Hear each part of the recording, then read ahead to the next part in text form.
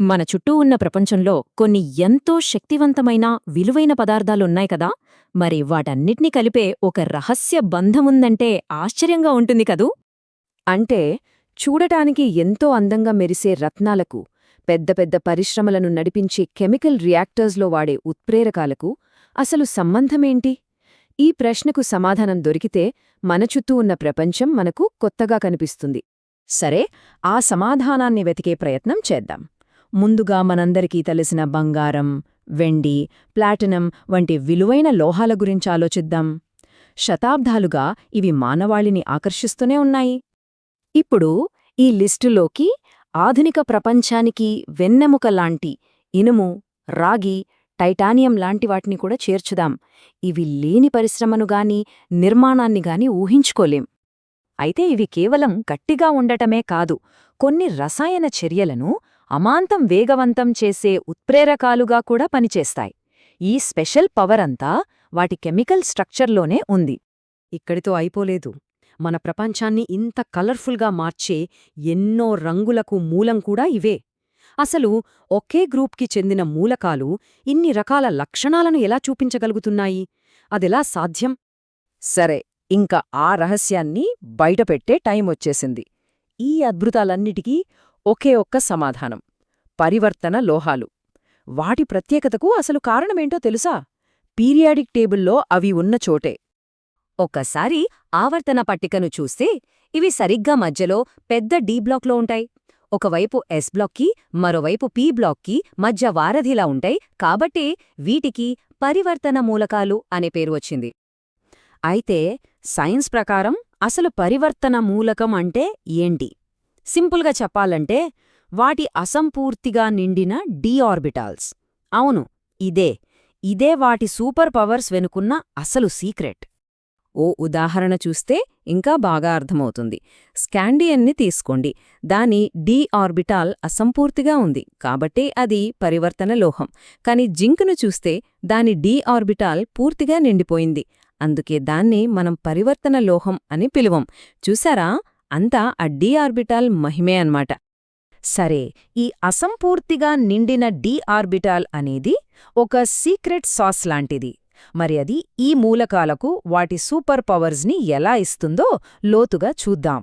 ఈ టేబుల్లో మొదటి వరుస మూలకాల ఎలక్ట్రాన్ కాన్ఫిగరేషన్లో ఉన్నాయి. ఒకదాని తర్వాత ఒకటి డి ఆర్బిటాల్స్ చక్కగా నిండుకుంటూ వెళ్తున్నట్టు అనిపిస్తుంది. కానీ అక్కడ రెండు చోట్ల మాత్రం ఓ చిన్న ట్విస్ట్ ఉంది. ఓ ఊహించని మార్పు కనిపిస్తుంది. అదేంటో చూద్దాం. కొన్నిసార్లు సైన్స్లో మినహాయింపులే మనకు అసలు విషయాన్ని ఇంకా బాగా అర్థమయ్యేలా చేస్తాయి. రసాయన స్థిరత్వం అనే ఒక ప్రాథమిక సూత్రాన్ని బయటపెట్టి ఆ రెండు మినహాయింపులేంటో ఇప్పుడు చూద్దాం. కెమిస్ట్రీలో ఒక బేసిక్ రూల్ ఉంటుంది. అదేంటంటే అణువులెప్పుడూ స్థిరత్వం కోసమే చూస్తాయి. ఆర్బిటాల్స్ అనేవి సగానికి నిండినా లేదా పూర్తిగా నిండినా అవి చాలా స్టేబుల్గా ఉంటాయన్నమాట. ఈ నియమమే ఇక్కడ జరుగుతున్న మ్యాజిక్ని వివరిస్తుంది. క్రోమియం, రాగి ఈ రెండు ఏం చేస్తాయంటే కొంచెం ఎక్కువ స్టెబిలిటీ కోసం 4s ఆర్బిటాల్ నుంచి ఒక ఎలక్ట్రాన్ను 3d ఆర్బిటాల్కి జంప్ చేయిస్తాయి. స్థిరత్వం కోసం వాటి తపన ఎంత శక్తివంతమైనదో దీన్ని బట్టి అర్థం చేసుకోవచ్చు. సరే, ఇంత కథ ఉన్న ఈ ఎలక్ట్రాన్ కాన్ఫిగరేషన్ వల్ల ఈ పరివర్తన లోహాలకి ఏ సూపర్ పవర్స్ వచ్చాయో ఇప్పుడు చూద్దాం రండి. అసలు ఈ లోహాలు ఎందుకంత గట్టిగా ఉంటాయి? వాటిని కరిగించడానికి ఎందుకంత ఎక్కువ ఉష్ణోగ్రత కావాలి? ఎందుకంటే వాటి బంధంలో కేవలం బయట ఎలక్ట్రాన్లే కాదు, లోపలున్న డి ఆర్బిటాల్ ఎలక్ట్రాన్లు కూడా పాల్గొంటాయి. ఎంత ఎక్కువ ఎలక్ట్రాన్లు బంధంలో పాల్గొంటే అది అంత బలంగా తయారవుతుంది. ఇక వాటి మరో సూపర్ పవర్ ఏంటో తెలుసా? వాటి ఫ్లెక్సిబిలిటీ. ఇవి వేర్వేరు పరిస్థితుల్లో వేర్వేరు సంఖ్యలో ఎలక్ట్రాన్లను వదులుకోగలవు. దీనినే మనం వేరియబుల్ ఆక్సీకరణ స్థితులు అంటాం. ఈ టేబుల్ చూస్తే విషయం క్లియర్గా అర్థమైపోతుంది. ఉదాహరణకి మాంగనీస్ను చూడండి. అబో, +2 నుంచి ఏకంగా +7 దాకా. ఎన్ని ఆక్సీకరణ స్థితిలో! వావ్, ఎంత ఫ్లెక్సిబిలిటీ కదా! మనం మొదట్లో మాట్లాడుకున్నాం కదా, ఉత్ప్రేరకాలు, రంగురంగుల సమ్మేళనాలు అని. వాటన్నిటికీ కారణం ఇదే. ఈ ఫ్లెక్సిబిలిటీనే వాటి బహుముఖ ప్రజ్ఞకు అసలైన తాళం చెవి అన్నమాట. ఇప్పుడు మనం వాటి సైజ్ గురించి మాట్లాడదాం. ఇక్కడ ఓ విచిత్రమైన, ఆశ్చర్యకరమైన విషయం ఉంది. ఇది ముఖ్యంగా బరువైన మూలకాల లక్షణాలను పూర్తిగా మార్చేస్తుంది. మామూలుగా మనకు తెలిసిన విషయం ఏంటి, పరమాణువు బరువయ్యే కొద్దీ దాని సైజు కూడా పెరుగుతుంది, అంతేకదా? కానీ పరివర్తన లోహాల విషయంలో ఇక్కడే ఉంది అసలు ట్విస్ట్. ఈ గ్రాఫ్ని చూడండి. మొదటి శ్రేణి నుంచి రెండో శ్రేణికి వెళుతున్నప్పుడు సైజు పెరిగింది, ఓకే, ఇది మనం ఊహించిందే.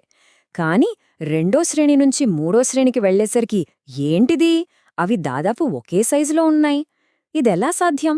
అసలు ఏం జరుగుతోందిక్కడ? దీనికి కారణం లాంథనాయిడ్ సంకోచం అనే ఒక స్పెషల్ ఎఫెక్ట్. సింపుల్గా చెప్పాలంటే మూడో శ్రేణికి ముందు 4f ఆర్బిటాల్స్ అనేవి నిండతం మొదలవుతాయి. ఈ 4f ఎలక్ట్రాన్లు ఒక వీక్ షీల్డ్ లాంటివి. అవి బయట ఉన్న ఎలక్ట్రాన్లను న్యూక్లియస్ ఆకర్షణ నుంచి సరిగ్గా కాపాడలేవు. దాని ఫలితంగా అణువు సైజు పెరగాల్సింది పోయి ఇంక దగ్గరగా ముడుచుకుపోతుందన్నమాట. సో చూశారుగా, కథ మొత్తం తిరిగి తిరిగి ఎక్కడికి వస్తోందంటే ఆ డి ఆర్బిటాల్స్ దగ్గరికే. అవి అసంపూర్తిగా నిండి ఉండటం, వాటి ఎలక్ట్రాన్ల ప్రత్యేక ప్రవర్తనే ఈ మూలకాలను పీరియాడిక్ టేబుల్లో అంత స్పెషల్గా, పవర్ఫుల్గా, ఇంకా చెప్పాలంటే ఒక ఆల్రౌండర్గా నిలబడుతున్నాయి. ఇవి నిజంగా కెమిస్ట్రీ ప్రపంచంలోని సూపర్ హీరోస్ అని చెప్పడంలో ఎలాంటి సందేహం లేదు.